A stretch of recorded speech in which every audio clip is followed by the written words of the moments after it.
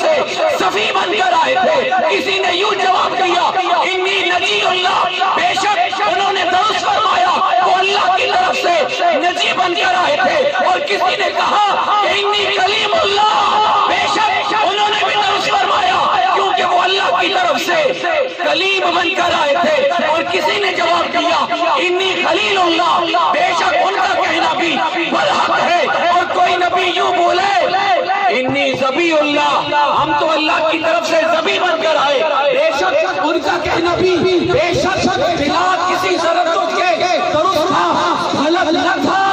لیکن کسی کا دعوے پر دلیل ذبی اللہ کہنا ایسا ثابت نہ ہوا جس طرح محمد رسول اللہ ثابت ہوا ہے۔ سونے مصطفیٰ نے فرمایا لوگوں پڑھو لا الہ الا اللہ۔ جب لوگوں نے دلیل مانگی کہ اس کا دلیل کیا ہے، بہت بڑا دعویٰ ہے، تو سونے مصطفیٰ نے فرمایا دلیل مانگتے ہو انی رسول اللہ، انی بلند آواز سے انی قرآن کو تلاش کیا، یہ تو مجھے سیر کی کتب سے ملا، یہ تو مجھے احادیث کی کتب سے ملا، یہ جملہ قرآن کے اندر نہیں ہے جو سونے مصطفیٰ نے فرمایا کہ میری 40 سالہ زندگی اے مکہ والوں تمہارے درمیان گزری، میرے دن تمہارے سامنے گزرے، میری راتیں تمہارے سامنے گزری، میرا شباب تمہارے سامنے گزرا، میرا بچپن تمہارے سامنے گزرا، میری ولادت کی باتیں تم نے سنی ہے۔ مجھ سے پوچھتے ہو کہ اللہ کے ہونے پر دلیل دوں؟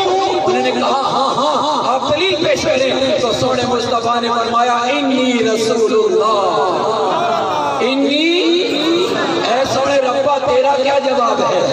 تیرا تو وہی جواب ہوتا ہے جو تیرے محبوب کا جواب ہے، ہم اس کو تسلیم کرتے ہیں۔ لیکن اللہ تعالیٰ نے اس انداز سے اس کا جواب دیا، ارے تیرا محبوب جو بولتا ہے برحق بولتا ہے، جب بولتا ہے سچ بولتا ہے، اس کی زبان پر اس کا رب بولتا ہے، اس کی زبان پر اس کا۔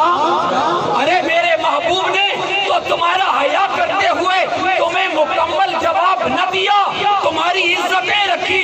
اب سنو اس کا رب تمہیں یوں جواب دیتا ہے یا ایھا الناس، وہ کلمہ پڑھنے والوں تم بھی سن لو، اور کلمے کا انکار کرنے والوں تم بھی سن لو، قد جاءکم برہان من ربکم وانزلنا الیکم نورا مبینا، تاکہ تمہارے رب کی طرف سے آگے تمہارے پاس رب کے ہونے پر دلیل۔ سمجھ آ رہی ہے؟ رب کے ہونے پر اے اللہ تو چاند ستاروں کو دلیل بنا دیتا، ہم تب بھی مان لیتے، تو شمس و قمر کو دلیل بنا دیتا، ہم پھر بھی تسلیم کر لیتے، تو شجرات اور حضرات کو اپنے دلیل ہونے پر اپنے ہونے پر دلیل پیش کرتا، ہم تب بھی تیرا انکار نہ کرتے۔ ہمارا زندہ ہونا بھی تیرے ہونے پر دلیل ہے، اس سانس کا آنا جانا بھی تیرے ہونے پر، یہ توفیق دینا بھی تیرے ہونے پر دلیل ہے۔ اس نے کہا اے لوگوں جو میرا کلمہ پڑھتے ہو وہ بھی سن لو، جو میرے محبوب کا اور میرا انکار کرنے والے ہیں نا، یا ایھا الناس، جمی انسانیت کو سونے رب نے خطاب کرتے ہوئے ارشاد فرمایا اے لوگوں ذرا میرے محبوب جیسی کوئی دلیل تو پیش کر دو۔ چاند ٹوٹ جاتا ہے، چاند غروب ہو جاتا ہے، سورج بھی کبھی طلوع ہوتا ہے کبھی غروب ہو جاتا ہے، اس کے اندر عیب پایا جاتا ہے، اور جس کے اندر عیب پایا جائے وہ کسی چیز پر دلیل ہو سکتا، اور پھر رب کے ہونے پر ایسی دلیل جس کے اندر عیب پایا جائے نہیں۔ میں چاند ستاروں کو اپنے ہونے پر دلیل نہیں بناتا، میں مشارق و مغارب کو چاچا تو بنا سکتا تھا، لیکن رب اپنے ہونے پر کسی کو دلیل بنا کے بھیج رہا ہوں تو وہ محمد مصطفیٰ کی ذات ہے، وہ محمد۔ اب توجہ چاہوں گا، یقیناً آپ محبت سے سن رہے ہیں، آپ مجھے دیکھ رہے ہیں، جسے میں نظر آ رہا ہوں ذرا ہاتھ بلند کریں، ماشاءاللہ سب دیکھ رہے ہیں۔ یہ پیچھے دیوار ہے، دیوار بھی نظر آ رہی ہوگی، دیوار کے پیچھے کون کون کھڑا ہے نظر آتا ہے؟ مجھے آپ نظر آ رہے ہیں لیکن اس سے آگے نظر نہیں آ رہا. میری آواز آپ سن رہے ہیں, سٹی ہاری پور تک نہیں پہنچ رہی. سٹی تو بڑی دور کی بات ہے, ہمارے سہسالہ کے جو بازار ہے وہاں تک نہیں پہنچ رہی.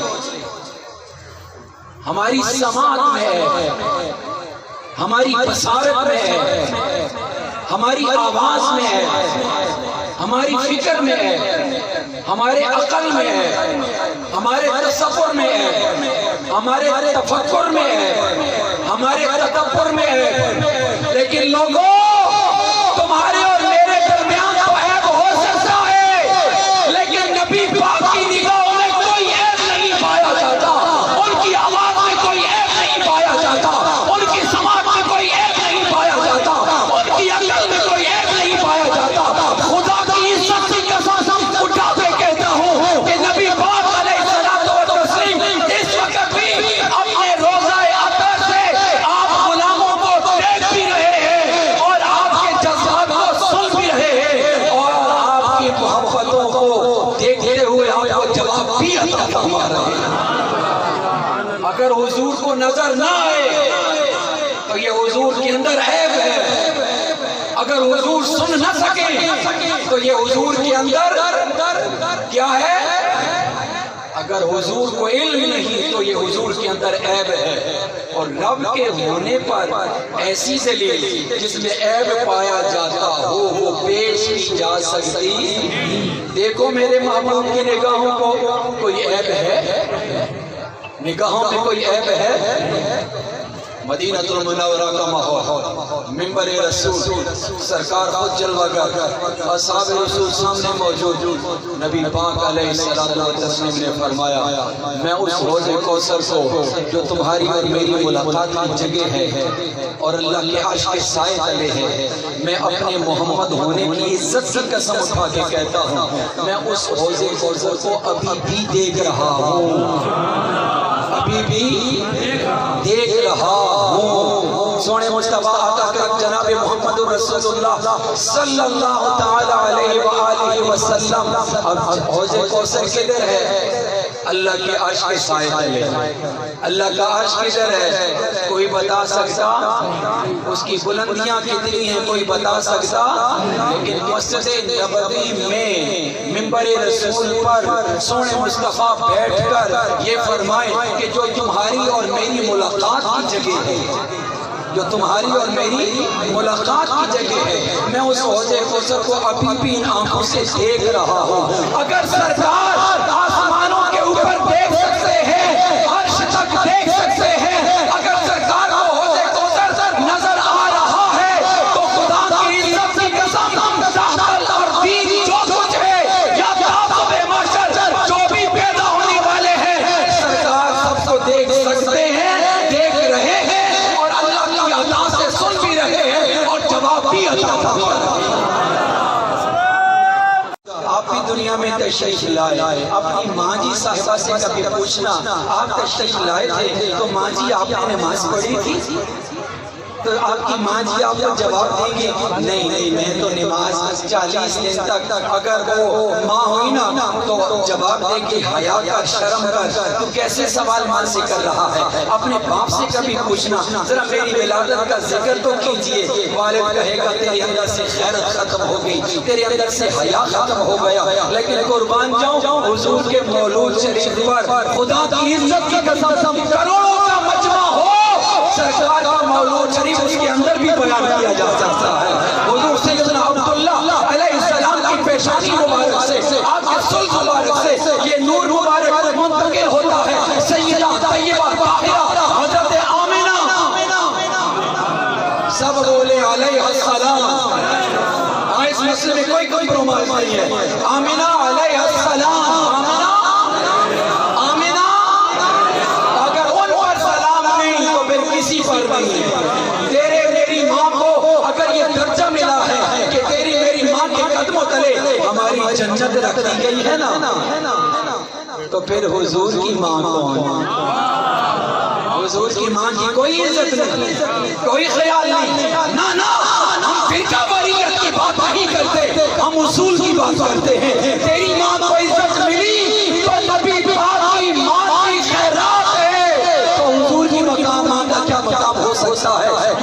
چلیے سیدہ آمنہ طیبہ طاہرہ کے بطن اطہر میں یہ نور رجب المرجب کے مہینے میں شب جمعہ منتقل ہوتا ہے، حتیٰ کہ کچھ دن گزرتے ہیں حضرت سیدنا عبد المطلب علیہ السلام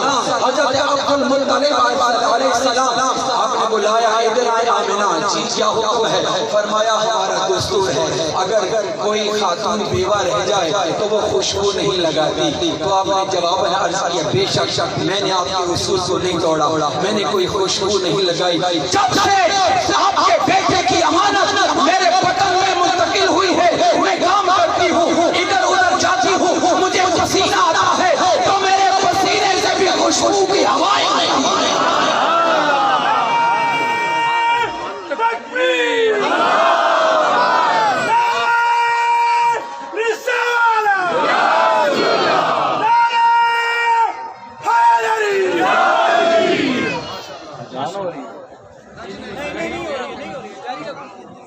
ایک مہینہ گزرا کوئی بزرگ آئے، دوسرا مہینہ گزرا کوئی بزرگ آئے، تیسرا مہینہ گزرا کوئی بزرگ آئے، 9 ماہ گزر گئے، آنے والے آتے رہے اور یہ کہتے رہے اے نبیوں کے امام کی ماں تیری عظمت کو سلام، تیری عظمت کو سلام ہو، حتیٰ کہ وہ وقت آ گیا، خرج منی نور، میرے وجود سے نور ہی نور نکلا۔ میں نے مشارق و مغارب کو دیکھا، میں نے زمین و آسمان کو دیکھا، میں نے شام کے محلات کو دیکھا، میں نے حور و غلمان کو دیکھا، میں نے فرشتوں کو دیکھا، میں نے حضرت سیدہ حوا کو دیکھا، حضرت سیدہ مریم کو دیکھا، حضرت سیدہ آسیہ کو دیکھا۔ میرے پاس آتی ہیں، مجھے حوصلہ دیتی ہیں، حتیٰ کہ میرا دلارا اس کائنات میں جلوہ گر ہو گیا۔ میں نے دیکھا سیدہ آمنہ فرماتی ہیں، حضور کی ماں فرماتی ہیں، میں نے دیکھا سرما لگا ہوا، خوشبو لگی ہوئی، بال کنگھی کیے ہوئے، پاک کپڑے میں لپٹے ہوئے،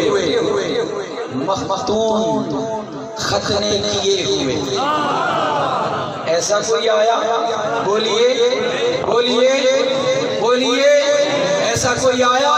جب نہیں آیا نا تو رب نے فرمایا میں نے اپنے ہونے پر دلیل جو بنا کر بھیجا ہے، میں نے اپنے ہونے پر دلیل جو بنا کر بھیجا ہے۔ یہ آنے والا جو آیا نا، میں پوچھتا ہوں تاریخ کے اسٹوڈنٹ سے اور حدیث کے اسٹوڈنٹ سے اور ارباب فکر و دانش سے، اگر مجھے یہ تو بتاؤ سب کا اتفاق ہے کہ سرما لگا ہوا تھا، بال کنگھی کیے ہوئے تھے، خوشبو لگی ہوئی تھی، پاک کپڑے میں لپٹے ہوئے تھے، وہ پاک کپڑے میں لٹکانے والا جتنے بھی دنیا سے چلے گئے، اور خصوصاً ہمارے بڑے ماموں جان قبلہ قاضی محمد یونس صاحب، اور اس کے علاوہ ہمارے دوست ان کی والدہ صاحبہ، اور جتنے بھی آپ سب شامل ہیں، یا رب العالمین نبی عزیز و اقارب، جتنے بھی دنیا سے چلے گئے ان کی قبروں کو جنت کے باغ کا ٹکڑا فرما، جو زندہ ہے ان کی جان مال عزت آبرو ایمان کی حفاظت فرماؤ، زندگی اسلام والی خاتمہ ایمان والا نصیب فرماؤ، ناگہانی آفت مصیبت پریشانی